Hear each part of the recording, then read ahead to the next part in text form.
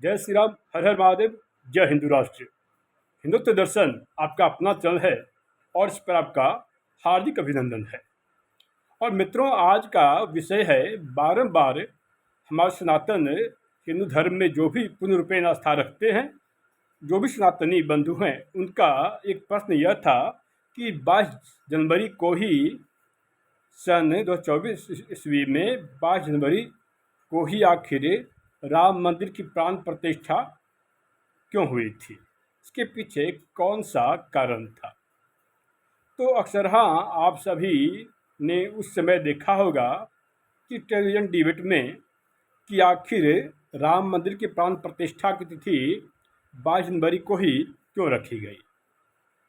और बहुत तेरे लोग तो ऐसे हैं जो इसे राजनीति से प्रेरित बताने का काम कर रहे हैं। उनका ये कहना है कि ये राजनीतिक विषय था, इसीलिए इसे 22 तारीख का तिथि चयन किया गया, जबकि सच यह नहीं है। मित्रों, ये बता दूं कि जो भी राम मंदिर की प्राण प्रतिष्ठा की तिथि 22 जनवरी को रखी गई थी, उस दिन अभिजीत मुहूर्त होने के कारण ही ऐसा हुआ था। और इस मुहूर्त को निकालने का काम काशी विद्युत परिषद के द्वारा किया गया था। काशी विद्युत परिषद वही है जो शंकराचार्य का चयन करती है, और यह व्यवस्था कोई आज से नहीं है। यह व्यवस्था 2600 वर्षों से चली आ रही है, यानी कि काशी विद्युत परिषद 2600 वर्षों से ऐसे कार्य को कर रही है। तो आपको मैंने बताया कि शंकराचार्य का चयन भी काशी विद्युत परिषद ही करती है। तो राम मंदिर की प्राण प्रतिष्ठा की तिथि काशी विद्युत परिषद के द्वारा ही तय की गई थी, निर्धारित की गई थी। क्योंकि जब भी किसी मंदिर में किसी भी मूर्ति भगवान की प्राण प्रतिष्ठा करनी होती है, प्राण प्रतिष्ठा की जाती है, तो काशी परिषद ही इस कार्य को करती है और वही तिथि का चयन करती है। तो 22 जनवरी को 12:29:08 से लेकर के 12:30:32 का जो समय था, वो था अभिजीत मुहूर्त। तो इसी कारणवश से 22 जनवरी को राम मंदिर की भव्य नव्य राम मंदिर की प्राण प्रतिष्ठा की तिथि रखी गई थी। तो भव्य श्री राम मंदिर की प्राण प्रतिष्ठा की तिथि जो रखी गई थी 22 तारीख को, उसके पीछे मुख्य कारण यह है। आप सभी को स्मरण होगा कि सन 2024 ईस्वी में 22 जनवरी को 12:29:08 से लेकर के 12:30:32 का समय रखा गया था, और यह एक अभिजीत मुहूर्त था। तो जो भी व्यक्ति, और साथ में ये बता दूं कि जो अभिजीत मुहूर्त था, इसमें जब 9 ग्रह में से 8 ग्रह अनुकूल स्थिति में होती है, तो वो अभिजीत मुहूर्त कहलाती है। सनातन हिंदू धर्म के अनुसार 9 ग्रह होते हैं।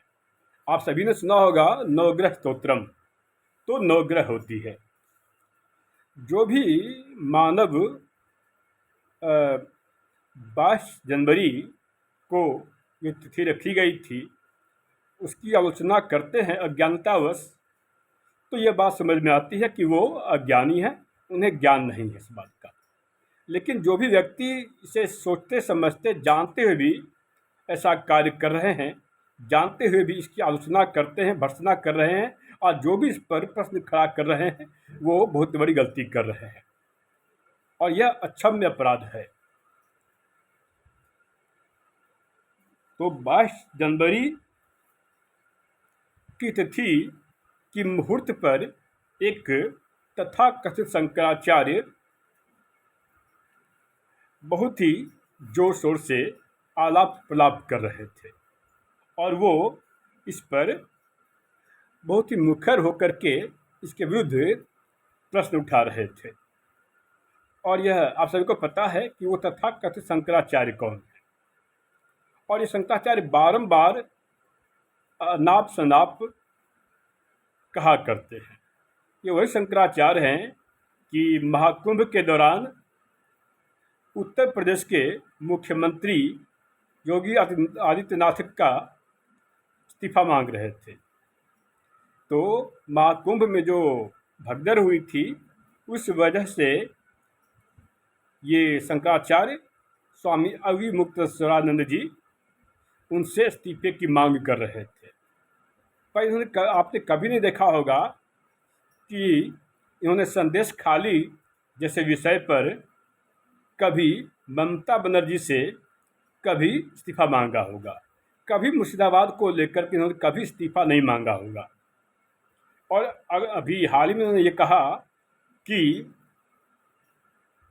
कथावाचन का कार्य सिर्फ ब्राह्मणों का है। यह सरासर गलत है कि सनातन हिंदू धर्म के शास्त्रों में ये कहीं भी वर्णित नहीं है कि ब्राह्मण ही कथावाचन का कार्य कर सकता है।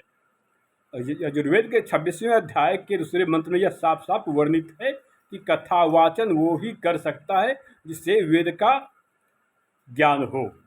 तो वेद का पठन पाठन करता हो वो कथावाचन कर सकता है। तो अब आप समझ गए होंगे कि जितने भी सनातन धर्म के मानने वाले हैं, जानने वाले हैं, जो भी वेद का पठन पाठन करते हैं, चाहे वो वर्ण से कोई भी हो, लेकिन जाति से कोई भी हो, लेकिन यदि वो धर्म का ज्ञान रखते हैं, वेद का ज्ञान रखते हैं, तो वो कथावचन का कार्य कर सकते हैं। एक बार ये भी ये कह रहे थे कि अल्लाह बहुत ही दयावान है। खैर, इस दोनों विषय पर मैं जल्द ही आप सबके समक्ष आऊँगा। तो इस तथाकथित शंकराचार्य से मेरे प्रश्न यह हैं कि क्या ये अपने आप को काशी विद्युत परिषद से ज़्यादा ज्ञानी, विद्वान, महाज्ञानी मानते हैं?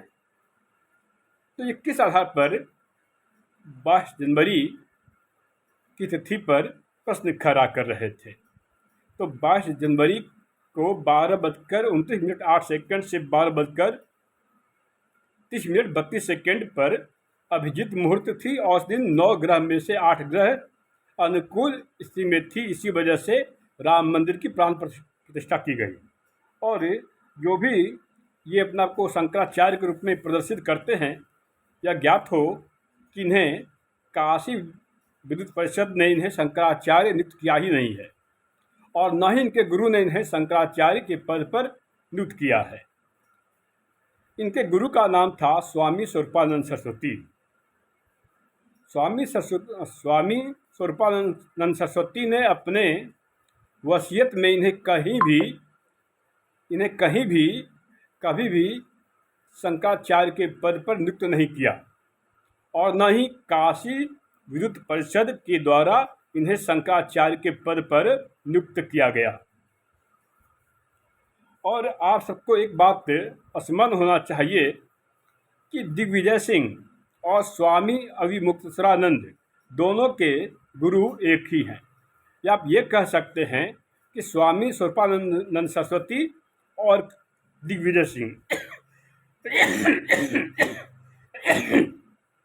तो स्वामी अविमुक्तेश्वरानंद सरस्वती और दिग्विजय सिंह ये दोनों ही गुरु भाई हैं। और ऐतिहासिक साक्ष्यों से यह ज्ञात होता है कि स्वामी स्वरूपानंद सरस्वती जीवन पर्यंत वो विश्व हिंदू परिषद, राष्ट्रीय स्वयंसेवक संघ और भारतीय जनता पार्टी के हमेशा ही आलोचक रहे, प्रबल आलोचक रहे। जबकि दूसरी तरफ स्वामी स्वरूपानंद सरस्वती, जिनका देहावसान हो गया है, अब वो दुनिया में नहीं है, तो ये हमेशा ही जीवन भर कांग्रेस के प्रबल समर्थक रहे। उन्हें कभी भी कांग्रेस की आलोचना नहीं की अपने जीवन भर में। आप रिकॉर्ड उठाकर देख लें तो पूरे प्रमाण से मैं बता रहा हूँ कि अपने जीवन पर्यंत इन्होंने जीवन में कभी भी कांग्रेस का विरोध नहीं किया, कभी भी कांग्रेस से की आलोचना नहीं की, हमेशा समर्थन ही किया। तो जब गुरु ऐसा तो चेला कैसा? तो इसी वजह से इनके चेले स्वामी स्वरूपानंद सरस्वती के चेले जो हैं, स्वामी अभिमुक्तानंद सरस्वती, ऐसा कार्य कर रहे हैं, ऐसा कार्य करते आ रहे थे, कार्य करते आ रहे हैं। और मैं वादा करता हूं कि ये ऐसा कार्य भविष्य में भी ऐसा कार्य करते ही आएंगे। तो